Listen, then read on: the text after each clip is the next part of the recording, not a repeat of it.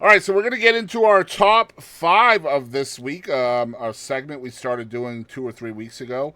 And a lot of these subjects and topics that we've done tonight, we are doing because I figured Toby would be pretty funny with these or knowledgeable. Funny or knowledgeable. And Toby's pretty smart when it comes to punk rock. It's one of his favorite genres. So we're going to talk about our top five punk rock bands. And we will include anybody that has punk rock as part of their genre. It can be pop, punk, or whatever. As long as punk is part of it, even if it's a subgenre, that's going to be included. And I'm going to start with my number five. I have got. I've got the Ramones at number five, probably. Um, the look on Toby's face. Okay. All right. I'm changing my answer. But I don't say it. Okay. You know what? I'm going to go with Offspring. The Offspring. Just That's a good because their freaking music is actually very, very catchy. And it's something I So is this grew up at with. one or five? That's number five. five for me. Yep. All right, Katie. What's your number five? So this is I've mildly grown out of it. I still have my favorites, but I know every song off of every album up till like 2020. But that would have to be Green Day. Okay. They're a staple of my life. Number five. Wow. Wow. Yeah, that surprises me because I know how much you like them. So I'm surprised Well, you and I'm have them wearing a so low. Nirvana shirt, and they're not on my list, so there's that. I wouldn't consider Nirvana punk though either. Or I would, They border on it. yeah, Yeah, they float that line. I think it's more grunge than punk, but that's just me. Toby, what's your number five? Mm. I'm gonna have to put the Killers at number five for me. Okay. Oh, dude, you know that is it. Somebody told me that song. Have okay. Jackson and I were listening to that, and that song came out how long ago? It's off the same album as Mr. Brightside. That's actually pretty old. It's A long time.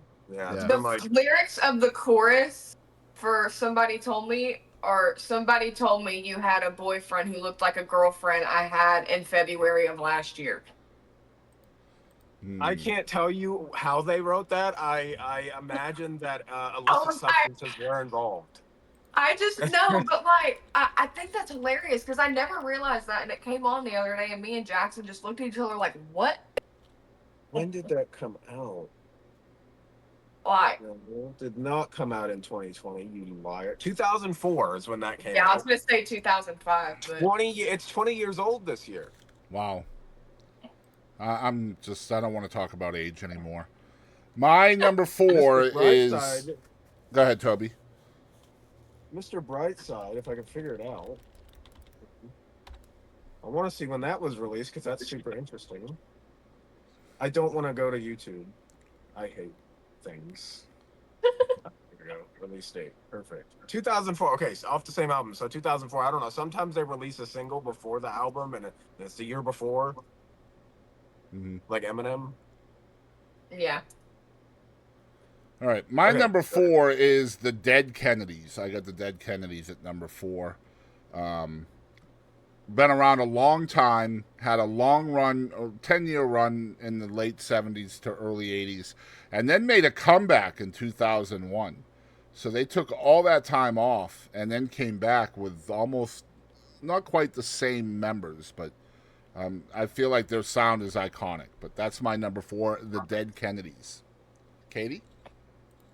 you hitting that old school shit. Mm-hmm. So this is the one I touched on earlier. That is a little heavier. So I looked it up, and they're considered they are a mix between punk rock and metalcore. But that would be A Day to Remember. Okay. Love them. Hmm. Have loved them for a long time. Um, yeah. So that's All my right. number four. Toby. My number four is probably going to be Blink 182. Mm. Just because I feel like they have more hits than the Killers. The Killers, in my opinion, the reason why they're at number five is they're really kind of in my opinion, a one hit wonder. They had Mr. Brightside went mega huge, And if you say the Killers, nobody's gonna know who they are. But if you say Mr. Brightside, they'll be like, "Oh my God, I heard that song a long time ago." Yeah. Blink 182, you could Everyone. say Blink 182, and the first thing somebody's gonna think of is like, "I miss you." Yeah. So they're gonna know Blink 182. Isn't it funny how Sorry. that works with music too? Like people know a song, but they don't know the band. Like it's That's my mom with everything, and she drives me insane with that. for me. You say that, but I say all the small things for Blink 182. That's the song that I remember for them. So small things. Mhm. Yeah. Okay, so number 3 for me, I have Green Day, and because the reason why I have them 3 is because for me in my lifetime they are probably the band that has brought the genre the furthest. They have brought punk rock to mainstream. That's why I have them number 3. And people are probably going to be like, "Oh my God, who does he have higher than them?" But you'll see in a minute. Katie, I have Blink 182 at my number 3. I have always loved Blink 182, always, and they are very diverse. Like their older stuff, like they have their sound, but they have like if you go delve into them, they got a whole bunch of different stuff. A lot of people don't like the vocals, but the band they're all killer. They're all awesome. So, um, and I like not a lot of people like the Beatles, but they were awesome. They're not, Blink 182 isn't that good, but Toby, what do you have at still. number 3? I have got Fall Out Boy at number 3. Okay. I forget about them. Mostly because they could have stopped in the early 2000s, right? They had so many hits that they went pretty huge. They were pretty successful, but they kept on, and they really defied what a lot of people thought. They came out, like Big Hero 6 in 2014. They came out with the song Immortals. Great song. You've got Centuries, another really good song, when you would think that they would just peter out and just disappear. Now, recently, I would say they have kind of, disappeared. They have the song Love from the Other Side that they put out in 2023 did not go very big. But that's why they're at number 3. They've just kind of stayed relevant. Yeah. They've done their best to make sure the name Fall Out Boy is remembered, unlike bands like the Killers, who have petered out completely. They don't make anything anymore, anything notable anyway. Yeah. I can get behind that. So my last 2, or my first 2 really, are the innovators of the genre. They are the ones that created it, and they're the reason why punk rock exists, in my opinion. My number 2 is the Sex Pistols. Sid Vicious, Johnny Rotten. These guys literally created the genre, along with my number 1 that's coming in a minute.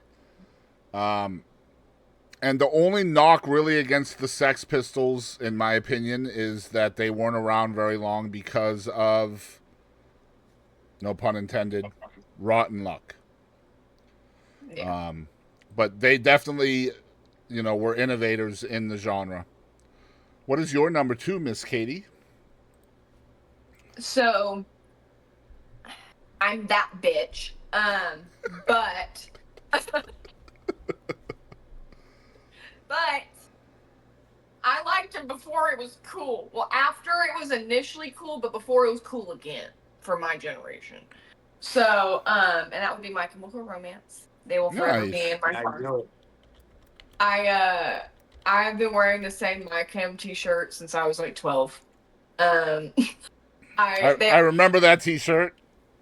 I still have it. I wore it like 2 weeks ago. Nice. But I love them so much, and I actually do one of their songs. But I love them all the way around. Like the vocals are why I can't have them to be my favorite. I love Gerard Way. I love his expression. He has good lyrics, but he is awful because he sings awfully, very unhealthily, and he cannot sustain live, which is why I'll never go see him in concert because then it'll ruin the whole band for me. Because that's just how I am. But that's why they're number 2. But I love them a lot. Toby, who's your number 2? I have the same answer for pretty much the same reasons. They've stayed relevant. again, they really try to stay relevant. They broke up there for a while. I feel like because the lead singer is kind of a, he's got a big ego for somebody Yeah. who can't sustain himself on stage very well. Mm-hmm. Um, we really don't need another Axl Rose type. Yep. Man sounds like a whoopee cushion that got deflated really quickly sometimes. But um, songs like the song Cancer, very sad song, but a song that brought a lot of light to how somebody with cancer feels. Another one is, and my favorite song ever is Welcome to the Black Parade.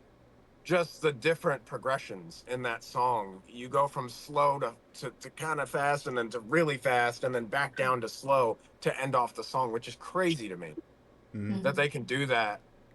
And I'm sure it probably took them a million takes to get it right, but it's a work of art.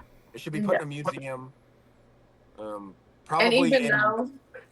Go ahead. even though they are cliche, I feel like they have been just like huge. Like they're the costumes, they're the everything. Like they go all out. Their music, their everything. I mean, The I production do. of Welcome to the Black Parade must have cost a good amount of money because Oh yeah, that video is nuts. I'm I definitely know. feeling bad and not putting them into my top 5 now. I had not thought of them. I'll keep it real. I had not thought of them. I couldn't think of anybody but them, and then I forgot my number one, and I was like, "What is wrong with me?" I forgot that he couldn't sustain himself on stage until you mentioned it, Katie. So they were gonna be my number one. So, but then I remembered that he can't sing worth a damn on stage. So So my number one, again, I talked about the Sex Pistols as innovators. I feel like the Sex Pistols were probably the reason why punk rock exists. And my number one is the reason why punk rock went worldwide, in my opinion. And that is the Clash. I don't feel like anybody has done more for the genre, at least initially, than the Clash. Joe Strummer, Mick Jones, all those guys back in those days, they were active, from like 76 to 86. When I was a kid, they were punk rock. They were it. Like, that's it. Because the Sex Pistols existed for a short time, but then when Sid Vicious passed away, they kind of obviously disappeared. And then the Clash just took that sound and then took it worldwide. And I feel Yeah, like they are the most important artist ever within the genre, and that's why they're my number one. I can get that. So, my number one is actually older. I knew how old they were, but I forget. Like one of my favorite albums of theirs came out in '97, but they have been active since '95. Um, and the people that love them, and you two might not even know who the hell they are. Um, but that would be Coheed and Cambria. Okay. I love them. Like man, and they are still releasing bad ass shit. I'm talking like I listen to everything, and I'm very picky. I especially like in rock because it's gotten very like poppy and everything, and I can't get behind that certain parts of that. So I've stopped liking a lot of artists that I used to like them in their older music, and they're just freaking awesome. I looked it up, and they are considered prog rock, which is progressive rock, progressive metal, alternative rock, post-hardcore, emo, and punk rock. Okay. So they cover a wide variety. But I'm yeah, just a bit surprised that you have them higher than Green Day. That's all. Just because I know how much you loved Green Day back in the day. So yeah, that was the kid in me. I gotcha. All right, Toby. Number one punk rock band. What do you have? my number one is Green Day, and I'll tell you why. Longevity. Their first album came out in '91. That's Mm-hmm. a long time to Mm-hmm. be singing on that level. 33 Um, years and still yep, and still they're relevant. Still relevant. right. Mm-hmm. Their most recent song called "One Eyed Bastard" came out this year.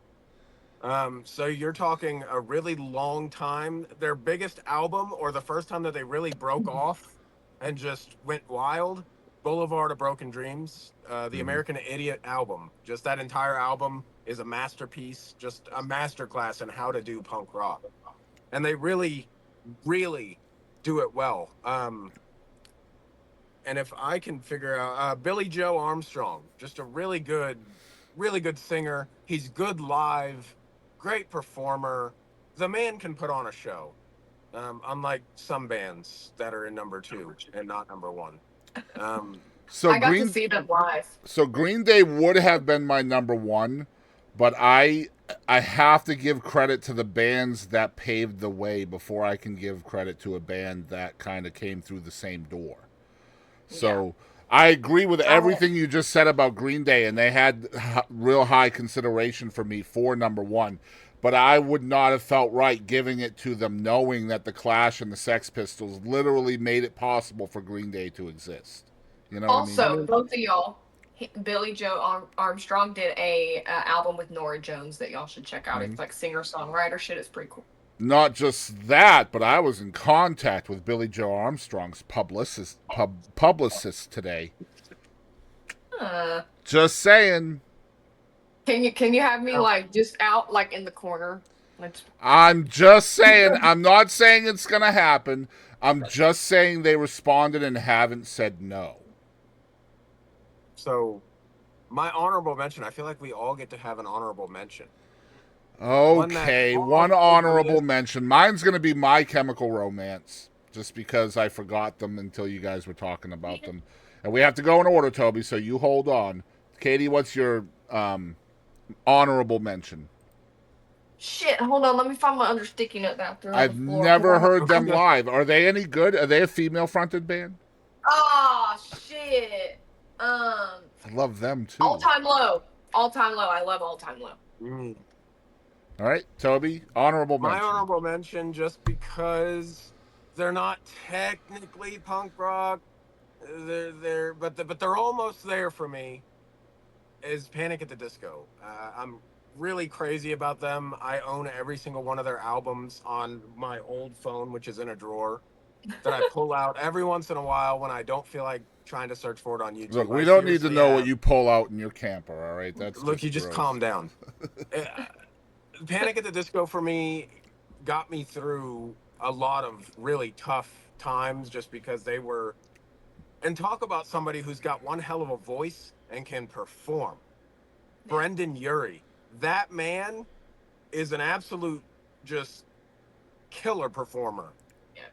This man did a backflip while singing. I don't want to hear anything else about anybody else. All right. Look, Impossible Year off is the album Death of a Bachelor? I don't know. But the same album. If it's on Death of a Bachelor or hold on. I can actually. No, it's on that one. With the car, the neon shit. Yeah. Yeah. So that's like my favorite song, just because his vocals are just incredible.